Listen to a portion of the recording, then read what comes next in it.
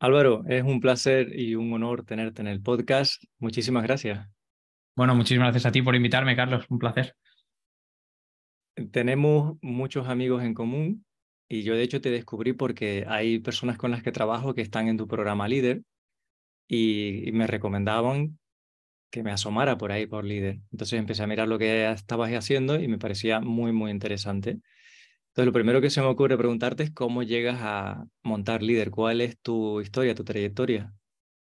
Bueno, aquí yo creo que lo más importante es que yo tuve ese problema. Es decir, el problema que estoy intentando solucionar por primera vez en mis startups, eh, intenté solucionar un problema que yo tenía. Entonces, mi trayectoria, así para hacerlo corto y lo que suelo contar es, lo llamo de cero a unicornio, y es porque he sido CTO de cero y he sido CTO en Unicornio y he hecho todo ese progreso, ¿no? He estado en esas diferentes etapas de growth, de más consolidación, incluso en las primeras fases, ¿no? Que eres CTO de nadie, que estás buscando ese product market fit y que más que un CTO, porque lo dice tu tarjeta de visita, eres mucho más. Es que pues diseñas el logo, haces las campañas de marketing, todo, casi todo lo que tenga que ver con un ordenador, ¿no? En esas primeras fases donde tus cofundadores, CEO, etcétera, quizá no tienen esas competencias digitales, haces muchísimo más que de CTO y creo que las funciones clave son CTPO, ¿no? Es básicamente hacer de ese CPO, de esa persona de producto que intenta encontrar ese product market fit, que hace hipótesis, validaciones, etcétera. Y al final,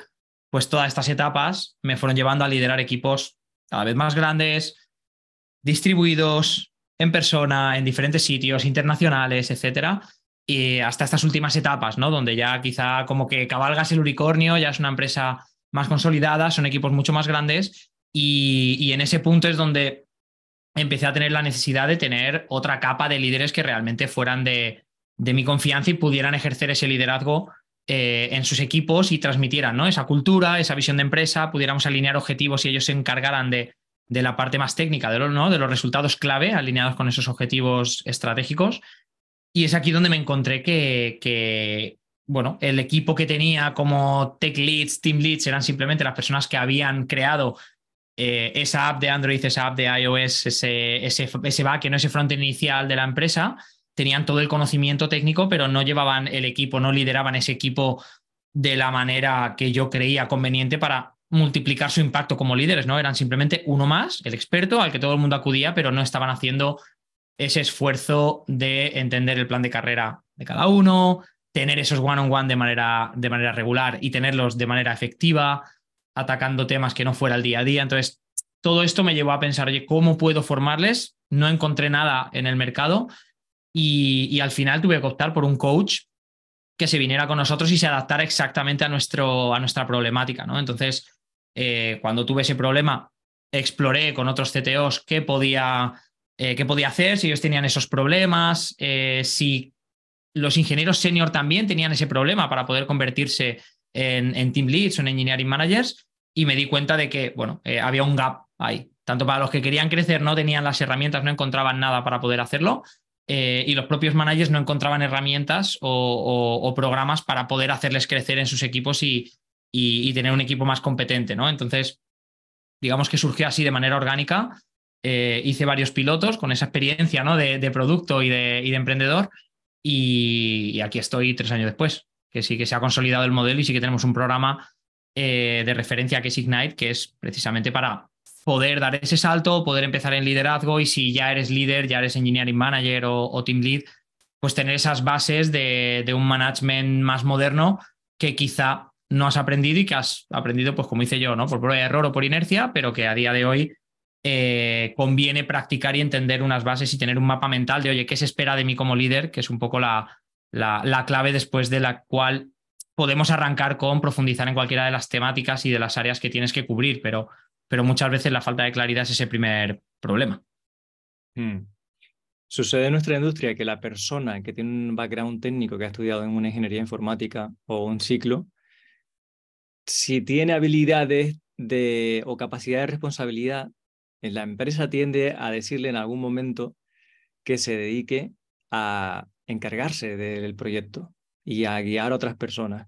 Pero son habilidades que no tienen nada que ver, en principio. O sea, por lo menos la formación base, cuando has estudiado ingeniería informática, no te enseñan habilidades comunicativas o de liderazgo, no aprendes nada de eso.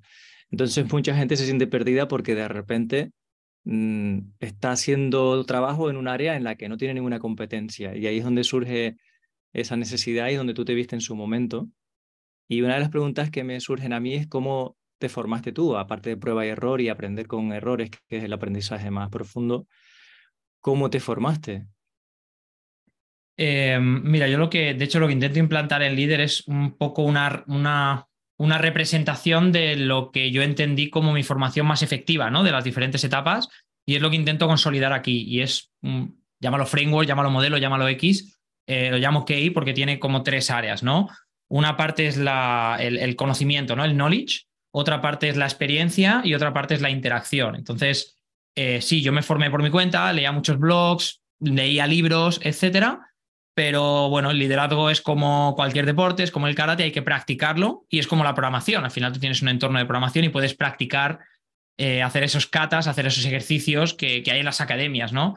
En liderazgo es más difícil porque va de personas, pero puedes encontrar esos ejercicios en los que realmente puedas practicar esas habilidades que necesitas, desde comunicación en público a ponerte en la piel de una persona que tiene un conflicto en su equipo. Y se puede hacer y es lo que hacemos. Entonces, esa parte de experiencia, más allá del prueba y error y de que sea tu entorno, se pueden encontrar entornos alternativos, tanto en tu trabajo como en formaciones específicas, como en áreas fuera de tu trabajo, desde tu familia a proyectos side, ¿no?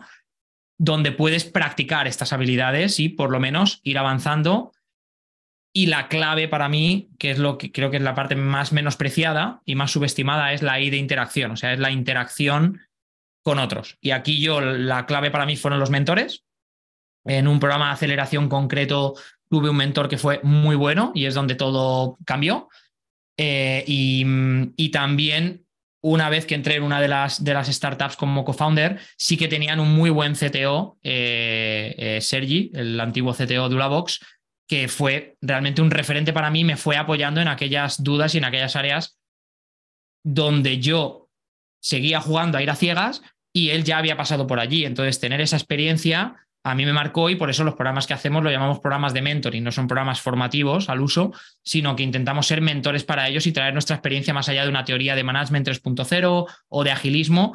Lo que traemos es una serie de experiencias de diferentes mentores e intentamos también que interactúen con los otros pares, con los otros estudiantes que están con nosotros, porque ese conjunto de experiencias es para mí lo más valioso del programa y lo más subestimado. Entonces, tener interacción con pares o que están a tu nivel o que ya están en el siguiente nivel y sobre todo tener un mentor, tener algo más privado donde tú puedas traer tu desafío y a través de un buen proceso de mentoring podáis explorar qué opciones tienes para solucionarlo, puedas obtener la experiencia de una persona que ya ha pasado por allí, para mí es la clave de por qué hoy estoy donde estoy. Entonces, esa ahí de interacción, más allá del conocimiento y de la experiencia, es lo que yo creo que marcó mi carrera y lo que intento volcar en estos programas, que creo que es lo que los hacen diferente, más allá de tener una teoría o unos principios que al final salen de los libros que me he leído, que tengo aquí en mi librería.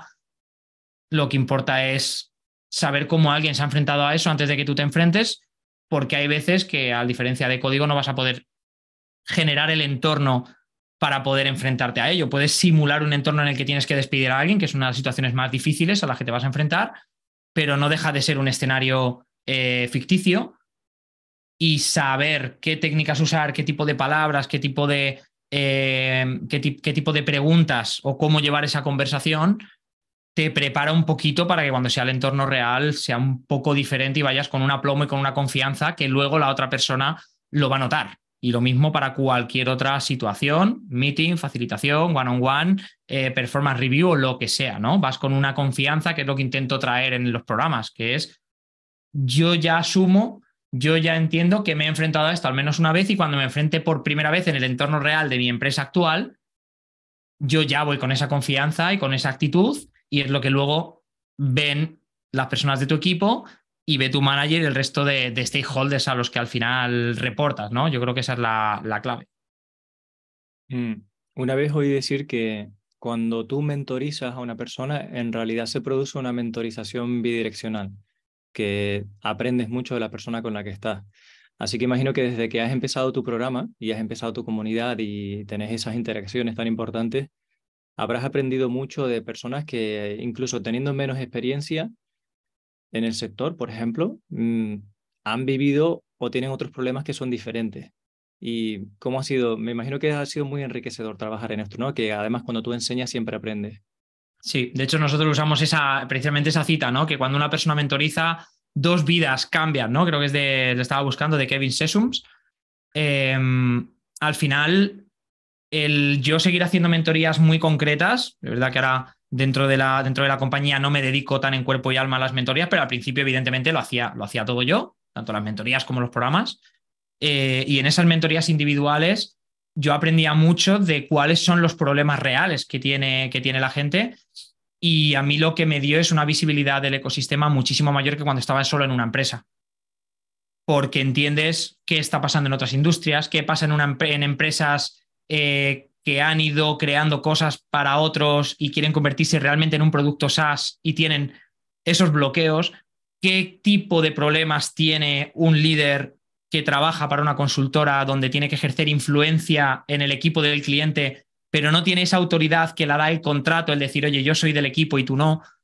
Entonces, en cada sitio, cada persona, incluso mujeres, ¿no? ¿Qué problemas tiene una mujer líder, ¿no? ¿Qué problemas tiene un líder que es más joven que los developers de su equipo, pero que su jefe ha visto en él esas habilidades soft que son las difíciles de conseguir y le ha promocionado y se tiene que enfrentar ahora quizá al resquemor y a la fricción con sus compañeros de equipo, ¿no? Entonces, cada persona es un mundo, cada industria es un mundo, cada etapa de la compañía es un mundo, y incluso en cada país es muy diferente cómo se respira este liderazgo. Entonces vas entendiendo qué problemas son comunes, vas entendiendo esos outliers y te da una visibilidad global que yo no tenía cuando estaba en una sola compañía. Entonces aquí lo que quiero decir es, más allá de lo que yo he podido aprender, que puedo tener ahora un expertise, más allá de mí también el que colecciona mis mentores y mentoras en las sesiones que ahora sobre todo las hacen ellos, etcétera.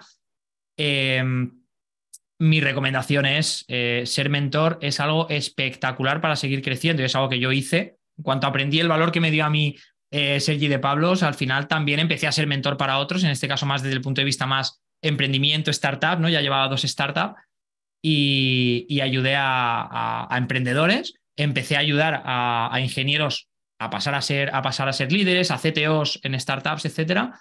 Pero para mí mi recomendación es eh, no es que no pierdas nada, es que lo que ganas mentorizando pro bono, mentorizando gratuitamente, la red de contactos que te da para construir esos pares con los que poder luego debatir, y el ver cómo por tus consejos basados en tu experiencia esa persona empieza a sortear algunos de los obstáculos más comunes, eso es magia pura. Eso es una de las cosas que más me ha llenado en mi carrera profesional y por lo que sigo haciéndolas. Las hago con clientes muy específicos, pero una de las razones por las que las sigo haciendo dentro del líder y no quiero desprenderme de eso. O sea, me da un contacto y un acercamiento a lo que sucede hoy en un entorno que cambia tan rápido que no contemplo mi trabajo en líder sin dejar de hacer este tipo de sesiones y sin dejar de estar en algunas de las sesiones de los programas. Ujú. La pregunta siguiente, naturalmente, sería, ¿qué es para ti liderazgo? ¿Cómo lo defines? Y si ves alguna diferencia entre liderazgo y management. Mira, de hecho vi esta pregunta en la entrevista que hiciste hace poco, Javier, ¿puede ser? Creo que era. Quizás ha salido en varios podcasts Sí, sí, esta de creo que se lo diferencia. preguntaste al Head of Software Development de Kairos. Ah, Eh, Manu Forsela, sí, correcto. exacto. Al final, management, para mí, management es una función, es un rol dentro de una organización que es gestionar recursos, personas, proyectos para conseguir los objetivos de una organización. Y liderazgo no es una función per se. Liderazgo para mí es más una actitud. Y para mí, si me preguntas, liderazgo en tecnología, nos hemos centrado mucho en managers, pero el 80% de lo que formamos sirve para cualquier ingeniero senior. Que para mí, senior es cuestión de actitud, no de más habilidades técnicas. Y liderazgo, como se decía también en este podcast, es algo que para lo cual te tienen que elegir. Tú no te puedes elegir, tú no puedes decir soy líder si nadie te está siguiendo.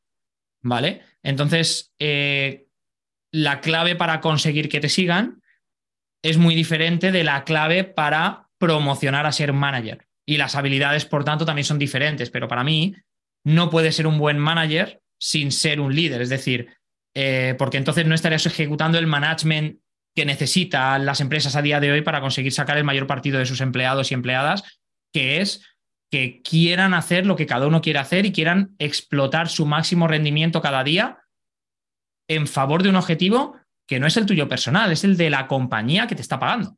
Y conseguir eso no se consigue solo con management, no se consigue solo con números, con deadlines, con tareas claras. Se consigue con una actitud en ese equipo que inspire a la gente a ser su mejor versión, que no toleren la mediocridad, que quieran trabajar en equipo, que quieran colaborar y apoyarse unos a otros como una máxima del equipo y que entiendan que el objetivo es global y que esto no va de Cristianos y Messi, que esto va de que como equipo tenemos un objetivo y si yo lo consigo y los demás no, es un fracaso, igual que si lo consigue otro y yo no. Entonces, liderazgo es más esta actitud que traes a cualquiera de tus entornos, a tu entorno familiar, al entorno de tus amigos y amigas, al entorno de trabajo, a tu equipo o a otros equipos. Lo traes siempre, es esa actitud. Y por eso para mí la cosa empieza a cambiar cuando dejas de curtirte, ¿no? De entrenar esas habilidades técnicas que te llevan de junior a mid y de mid quizá a senior. A partir de ahí lo que hay que cultivar es otra serie de habilidades que hagan que la gente acuda a ti como soporte, les inspire lo que haces, les des ejemplo para ser mejores, más puntuales, más educados, más conscientes y con más claridad de su propia carrera, tomen el control, más conscientes de lo importante que es la mejora continua, de la adaptación al cambio. Esto tú lo traes y se entrena, pero quizá no se forma tanto como se forma técnicas de management, que es algo más concreto, es hard skills y es procesos, es herramientas, es software que puedes utilizar para facilitar estos procesos, pero no tiene tanto que ver con la actitud que tú traes y la energía que tú traes a la gente que te rodea. O sea que lo deseable es que alguien que está en una posición de gestión tenga habilidad de liderazgo. Eso sería lo que nos gustaría, ¿no? Que alguien que es jefe o jefa sepa liderar. Y no siempre pasa, desafortunadamente. Exacto. Para mí, un buen manager es un líder, pero cualquier profesional puede ser líder y no necesariamente tiene que ser manager. Entonces, para mí, liderazgo aplica a todo el mundo, sobre todo en capas mid senior, y este liderazgo se puede utilizar para ser un referente técnico. En tecnología, que tenemos estos dos tracks, puede ser un referente técnico, inspirar a otros, influir en que sean mejores técnicos, ayudarles, hacerles crecer, o puedes ayudar a un equipo a alcanzar objetivos como manager. Y ahí decides tú qué te va mejor, si eres más de personas, si eres más de procesos y de tecnología y eres un fanático y quieres ser un experto en un área concreta, porque son, de nuevo, dos disciplinas, dos roles, ahí sí, dos roles dentro de una compañía que requiere de habilidades muy diferentes, pero comparten toda esa capa de liderazgo y actitud. Pronto tenéis un programa de formación o de mentoría dirigido al rol de Engineering Manager, ¿no? Exacto, sí. Engineering Manager, Team Lead. Team Lead, vale. A mí me resulta curioso que hay equipos que tienen el nombre de Team Lead, que estamos hablando de liderazgo, pero realmente lo que hace es gestionar. Y no tiene mucho sentido que le pongas el cargo de Team Lead a alguien que a lo mejor no tiene habilidad de liderazgo. Pero bueno, es lo que se estila mucho en la industria. Pero quizá me gusta hablar más de Engineering Manager si lo que estamos pensando es tener el encargo de llevar un equipo adelante, un proyecto. ¿Cuáles son las responsabilidades o qué tareas o qué competencias debería tener una persona que esté de Engineering Manager? Bueno, parto como muchos otros y como un estigma que intentó remover del mercado y estandarizar, igual que se estandarizó el Product Manager o el Product Owner o el Scrum Master, intentar estandarizar qué significa Engineering Manager, porque cada empresa y en cada etapa lo entiende de manera diferente y esto es un problema realmente. Pero lo dicho, después de toda la gente que ha pasado por el programa, la gente que mentorizo, la gente que mentoriza a mi alrededor y me trae esos insights, sí que hay partes en común y al final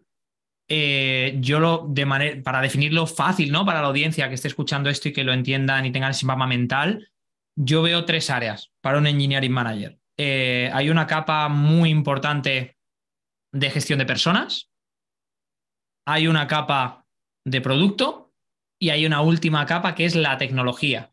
La tecnología subyacente es un medio para un fin, El fin es crear ese producto que satisfaga las necesidades, ¿no?, de los clientes de la compañía. Y finalmente, quien va a ejercer, quien va a ejecutar y va a crear ese producto son las personas que te reportan, las personas con las que trabajas. Entonces, para mí es una pirámide donde lo primero son las personas, y es una capa que para mí, y dentro de los programas le damos un peso de en torno al 50%, que va de desarrollar esas habilidades de liderazgo innato, de ese liderazgo sirviente, de ese liderazgo y esa actitud, y procesos de gestión de personas, que es algo a lo que normalmente un developer o un ingeniero de software no se ha enfrentado antes, ¿no? Que es, pues eso, one-on-ones, performance reviews, la parte de facilitar sesiones técnicas donde tú ya no eres el decisor, facilitar el desarrollo de los empleados y empleadas de tu equipo, ¿no? Ese employee journey, esa experiencia del empleado dentro de tu equipo, y todo eso se aprende, y es un 50%. El 30% le doy el peso de tienes que ser, y tu equipo tiene que ser, y para mí no hay otra opción a día de hoy, un ingeniero de producto, ¿no? Entender que lo que haces es satisfacer unas necesidades de un cliente, y tienes que entender a ese cliente, tienes que entender sus necesidades, tienes que entender cómo el producto las satisface y cómo las funcionalidades que vais desarrollando van a poder solucionarlas mejor en el futuro. Vais a adaptaros a las nuevas tendencias, vais a estar viendo qué hace la competencia, qué tendencias tecnológicas pueden apoyar que vuestro producto sea el mejor. Y toda esta mentalidad de producto, desgraciadamente, en tecnología todavía no es un estándar de facto, y seguimos teniendo muy separado la función del ingeniero de software de la función de producto, de un product manager, etc. Y por último, y a esto le doy como un 30%, y al último 15-20%, que es pura tecnología, es que como engineering manager tú tienes que ver la tecnología como un todo para crear ese producto que no se compone solo de un backend. Si tú eras ingeniero de backend antes, es que el backend se apoya en una base de datos, es que tienes un frontend, es que igual tienes diferentes frontend porque tienes apps también, porque tienes una app para el Apple Watch, tienes quizá una parte de machine learning o data, o incluso estáis empezando a implementar temas de inteligencia artificial. Entonces, lo que hacemos en esa última capa es verlo desde un alto nivel, ¿no? El entender cómo las piezas funcionan entre sí, y que tú como engineering manager estés al tanto de tendencias de alto nivel, entiendas qué objetivos quieres conseguir con tu software, que puede ser calidad, que puede ser tiempo de respuesta, que puede ser no tener bugs, que puede ser tener un proceso limpio de integración continua, o que puede ser que tengáis cultura DevOps para que tus ingenieros e ingenieras hagan el proceso completo, ¿no?, del ciclo de vida del software. Puede ser lo que sea, pero tú no lo vas a implementar. Tú tienes que entender qué cosas van a beneficiar a la organización y conseguir influenciar que el equipo te lo compre y que el equipo lo implemente, y facilitar que eso suceda. Entonces, esa última capa no es tanto que sigas siendo el mejor técnico, sino que empieces a expandir tu visibilidad al resto de áreas de la tecnología que juegan un papel en tu organización y en tu equipo, y con eso poder dar unas guías y poder ayudar y desbloquear cualquier tema que suceda sin irte al aspecto técnico. No sé si este framework resuena contigo, si he sido claro, ¿no?, con las tres áreas de esta Sí, pirámide. tiene todo el sentido. Hay motivaciones para pasar a este rol que tendrían que ver con poder y dinero, que creo que son las incorrectas cuando te plantean ir a este rol.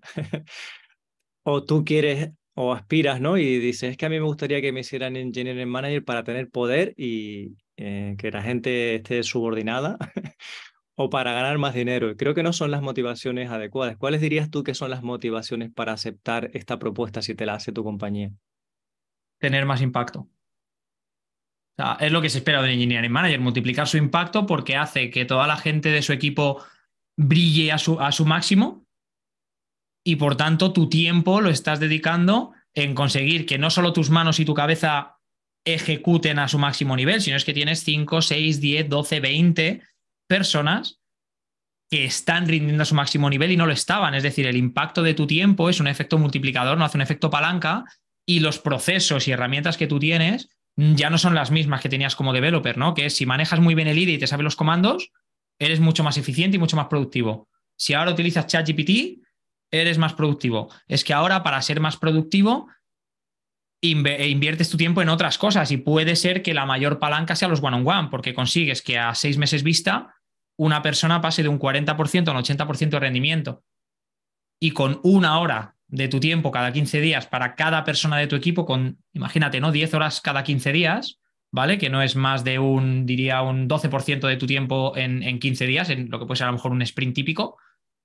Con ese 12% durante 12 sprints, 6 meses, tú has tenido un impacto de que 10 personas han duplicado su productividad con el 10% de tu tiempo. Esto como developer es muy difícil de conseguir. Entonces, lo que estás aportando a tu organización es mucho más, requiere unas habilidades diferentes, pero tú tienes que querer tener ese impacto y no tiene que ver con el dinero, porque ahora mismo en los 2 tracks puedes ganar prácticamente lo mismo, se está además equiparando, cada vez madura más este tema de los 2 tracks. Entonces, creo que nadie lo debería hacer por dinero y, por supuesto, nadie lo debería hacer por poder. Porque para mí tienes menos poder y para mí el sistema de decisión clave, que además es el que enseñamos, es tú todas las decisiones que tomas, las tomas para que la empresa gane. Si la empresa gana, puedes entonces decir, vale, quiero que también mi equipo gane. Luego que cada individuo de tu equipo gane y por último que tú ganes. Entonces, en un entorno en el que tú eres el último que come, ¿no? Como decía Simon Sinek, ¿no? Eres el último que toma la comida en la cantina, no esperes tener lo mejor. Al final, el poder, pues lo vas a ejecutar para cumplir los objetivos de tu organización. Entonces, tú no mandas sobre la gente, tú influyes sobre la gente, porque entonces dejas de ser un manager para ser un líder. Si lo que quieres es poder y poder decir a la gente lo que tiene que hacer, entonces es un estilo de management que está totalmente en desuso y es como intentar aprender ahora mismo una tecnología obsoleta. Entonces, yo en mis programas precisamente tenemos entrevista de admisión y la única pregunta que hay es ¿por qué y para qué quieres tomar este programa? ¿Qué crees que te va a aportar? ¿Cuál es tu siguiente meta a 6 meses, un año vista? Si es ganar más, cubrir, pagar las deudas, etcétera, pues le digo, oye, mira, te has equivocado, ¿eh? Pero no es el camino. Explora otras opciones, quizá trabajando para una empresa americana, haciendo lo mismo que haces, vas a ganar más. Puedes aplicar aquí, puedes prepararte la entrevista aquí, pero management no es el camino de ganar más. No, no debería ser el fin por el cual tú te metes en una carrera que es una carrera diferente y que es muy sacrificada, porque es aprender muchísimas herramientas, es trabajar con personas y trabajar arreglando los conflictos de estas personas para facilitar que consigan los objetivos, ¿no? Entonces, no, para mí no es el Te, camino correcto y estoy totalmente de acuerdo contigo. te tienen que gustar las personas y te tiene que gustar tu empresa y tiene que haber una fuerte consonancia de tus valores con la empresa para que les puedas ayudar a conseguir esos objetivos. Exacto. Mm. El primero el que tiene que tener esa consonancia eres tú, porque tú vas a tener que influenciar que ellos quieran adherirse a esos valores, quieran adherirse a esa misión de la empresa y se crean los objetivos y los hagan suyos para luego definirlos técnicamente y depurarlos para que ese objetivo técnico se convierta en un resultado clave que aplica al objetivo de negocio. Y si tú eres el primero que no te lo crees, esa credibilidad, esa confianza que tienes que generar, que son aspectos clave de ese liderazgo que te comentaba, no lo vas a tener. Ni Mm. como manager, ni como tech lead o como arquitecto, ni como CEO, ni como nadie. Tú eres el primero que te lo tienes que creer para liderar desde el ejemplo, que es un poco lo que intentamos fomentar y por lo cual en mis programas tienes que tener un montón de habilidades porque son las que quieres desarrollar en tu equipo. Y si tú quieres que tu equipo sea productivo, tú tienes que ser productivo. Si tú quieres que tu equipo sea puntual, tú tienes que ser puntual. Si tú quieres que tu equipo hable bien, tú eres la primera persona que debe tener unas habilidades de comunicación exquisitas, ¿no? Y ser excelente, ¿no? En cada comunicación y ser respetuoso y saber dar y recibir feedback y no tomártelo a lo personal. Entonces, claro, son tantas habilidades que tú tienes que desarrollar, no solo las que te sirven a ti, sino las que vas a tener que utilizar para dar ejemplo a tu equipo, porque es la mejor manera de conseguir una influencia. Dar el ejemplo, decir, mira yo cómo lo hago, estos son mis resultados. Contra esto no hay palabrería que valga. Yo haciendo esto estoy consiguiendo estos resultados y tú lo estás viendo cada día. Si Mm. quieres sumarte al club, te puedes sumar. Si no, ok, es otro camino, pero igual no tienes cabida en este equipo o en esta organización, ¿no? Pero es liderado siempre por esos valores y esa misión que la gente tiene que comprar y tú tienes que saber comunicarla, tienes que saber ejemplificarla para que la gente realmente te la compre de corazón, no te la compre por un objetivo, por un salario, por una promoción o de manera temporal, te la tiene que comprar a largo plazo, que es cómo se construyen estas relaciones y cómo construyes equipos de alto rendimiento, cuando consigues tenerles juntos durante un largo periodo de tiempo. Sí, también hay que hablar mucho en términos de nosotros, del equipo, y menos en términos de yo cuando pasas a esas posiciones, porque en realidad, aunque tú lo hagas mejor o peor, el éxito no sería si no tuvieras ese acompañamiento de tu equipo. Entonces creo que hace falta mucha humildad para ese tipo de roles y también hace falta dejar un poco al ego de lado o la parte del ego que se siente que es dueña, que es totalmente emérita mm, y totalmente imprescindible en esa compañía o en ese equipo. Por eso, un entrenamiento que yo he tenido a lo largo del tiempo es pensar mucho más en nosotros, en equipo y menos en yo. Y de hecho, hoy en día, cuando alguien de fuera habla de nuestra compañía y dice, porque tú, porque tu empresa, porque lo que tú has conseguido, me es un poco injusto esa forma de verlo, porque es nosotros. O sea, yo no sería nadie si no tuviera un equipo que me acompañase. Y eso hace falta trabajarlo también. De hecho, otro punto que me encuentro que es necesario es que estos roles que toman decisiones tengan una cierta formación en negocio, porque sobre todo cuando llevan relaciones con las empresas colaboradoras externas, con proveedores que le llaman en algunos sitios, estás impactando en un montón de otras empresas y a veces no tienen una formación de negocio, de saber el alcance de esas decisiones y eso trae muchos problemas. No Sí. sé si también la parte de negocio, en cierta manera, la trabajáis.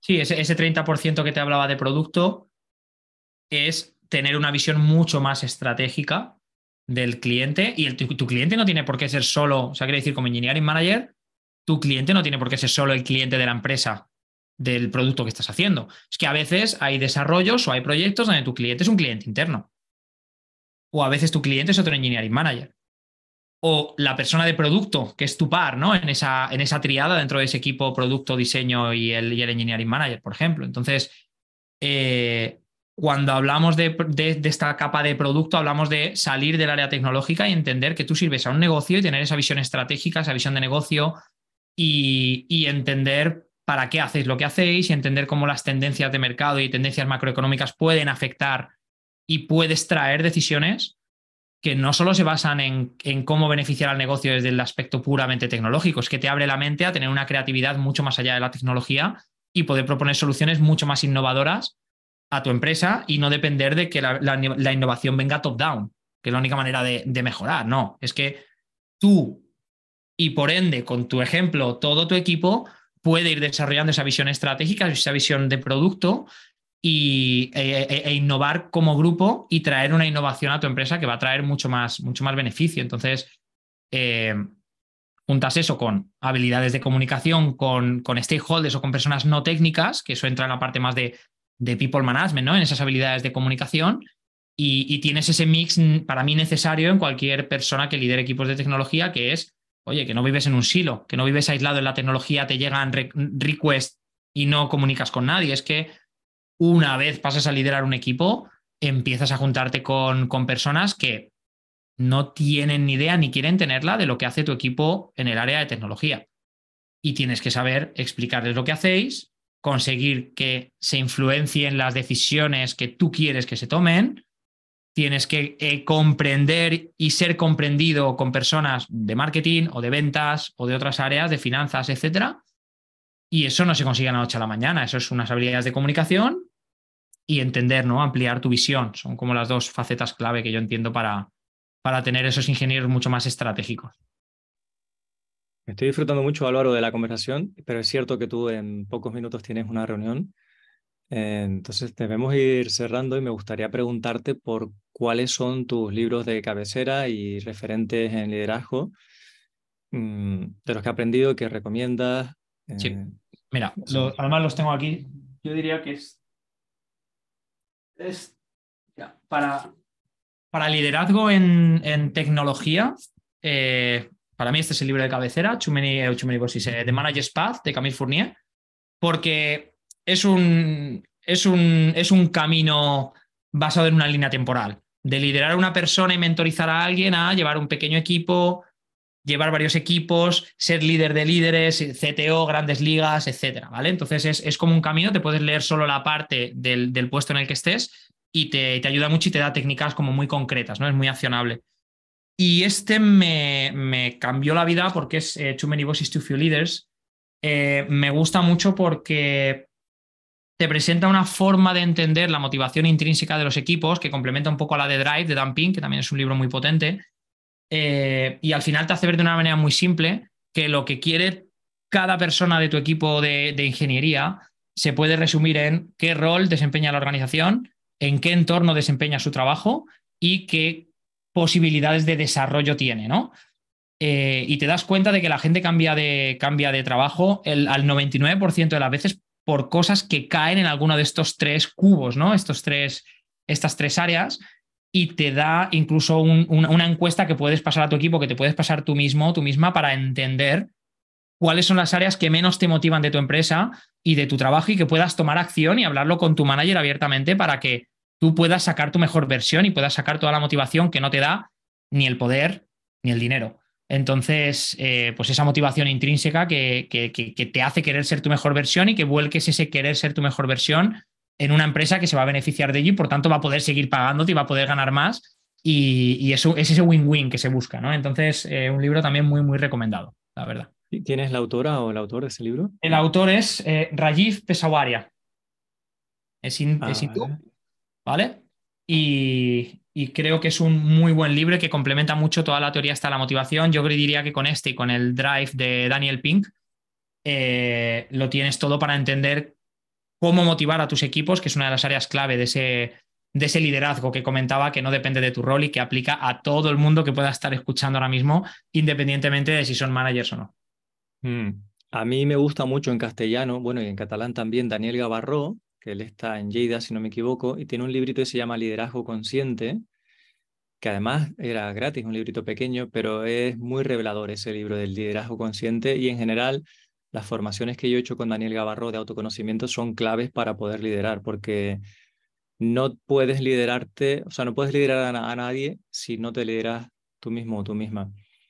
Bueno, todas Mm. nuestras formaciones, incluso la academia donde tenemos los contenidos, todo empieza por un módulo que se llama liderazgo personal, y precisamente el moto que está detrás es lidera tu vida primero antes de liderar la de otros, ¿no? Y por eso hablaba que una parte importante es tener esa claridad de si esto es para mí o no es para mí, saber en qué consiste el rol para poder juzgar si es para mí o no es para mí, hacerte esas preguntas de autoconocimiento, cuáles son mis fortalezas, qué cosas puedo hacer para mejorar aquellas áreas que necesito para ser un líder o un manager. Y todo parte, ¿no?, de ese autoconocimiento, y lamentablemente no le damos el espacio en nuestra vida que le dedicamos a otras áreas. Hay una cita también muy, muy recurrente para mí, que es que dedicamos más tiempo a planificar las próximas vacaciones de verano que a planificar nuestro próximo hito a nivel de carrera profesional, donde estaremos los próximos 3 o 4 años. Y casi que en tecnología, con tantas opciones, simplemente vamos siguiendo esa luz brillante y no nos planteamos si la industria y el impacto que vamos a hacer allí es el que buscamos o no. Simplemente vamos a la siguiente gran oferta. Y eso es, pues, seguir el dinero, ¿no? Que hablábamos que no, para mí no es la forma de tener una carrera consolidada y una carrera excelente. Para cada uno el éxito es una cosa, pero para mí el impacto siempre ha sido parte de ello, y el impacto se consigue con este tipo de cosas, ¿no? Teniendo tú ese autoconocimiento, teniendo esa conciencia, y a partir de ahí puedes construir con una buena comunicación y con esas dotes de liderazgo, puedes construir mejores carreras y mejores vidas en toda la gente a tu alrededor, ¿no? Entonces, para mí ese es el impacto real que tenemos en la sociedad, más allá de que el producto que hagamos cambie vidas a miles o a millones o a billones con B de personas. El impacto más claro lo tenemos en la gente a nuestro alrededor. Entonces, management para mí es querer hacerlo a escala y tener un mayor impacto. Liderazgo en general es para cualquiera que quiera hacer mejores a la gente a su alrededor. Decía Séneca que ningún viento es favorable para el barco que no sabe a dónde va. Esa frase me gusta mucho. Y Sí. también mencionar que a mí me gusta y me aporta mucho Brené Brown en temas de liderazgo. El asunto de la vulnerabilidad bien aplicada y entendida es muy importante. Me gusta mucho Simon Sinek, por supuesto, y Seth Godin, que es con el que he hecho yo alguna formación. Es el libro con el que arranco siempre con una cita de Start with Why en los programas, a modo de bienvenida, ¿no?, para los nuevos alumnos. Y, y también me hizo entender un poco cómo argumentar las cosas para hacer entender a todo el mundo que lo que están construyendo es algo más que una pared, y lo que hacen es algo más que poner un ladrillo detrás de otro, que es lo que se puede convertir la carrera de un ingeniero de software sprint a sprint, ¿no? Parece que vas poniendo ladrillos y entender un poco que lo que están haciendo es construir una catedral, ¿no? Y se tienen que creer esa visión de la catedral y tienen que querer crear esa catedral para que lo disfruten los demás y para que cierta gente, que son los clientes en este caso, puedan disfrutar, ¿no? De esa catedral. Y ese es para mí uno de los principios clave para empezar a generar esa visión estratégica, ¿no? De para qué hago lo que hago. Más allá del cómo técnico, es para qué hago lo que hago y plantearme mejor qué es lo que tendría que hacer. El cómo es la parte más técnica, ¿no? Pero el por qué o el para qué es lo que cambia a la gente visionaria, yo creo, de la gente que simplemente está en la ejecución y no sabe mirar más allá. Mm. Pues Álvaro, por respeto a tu agenda, debemos parar aquí. Yo seguiría hablando mucho más tiempo, entonces quizá podemos hacer un futuro episodio. Para mí ha Seguro. sido un placer escucharte. Te comunicas de una manera cristalina y me ha encantado el mensaje y te agradezco que hayas participado en este podcast de Ni Cero ni Uno.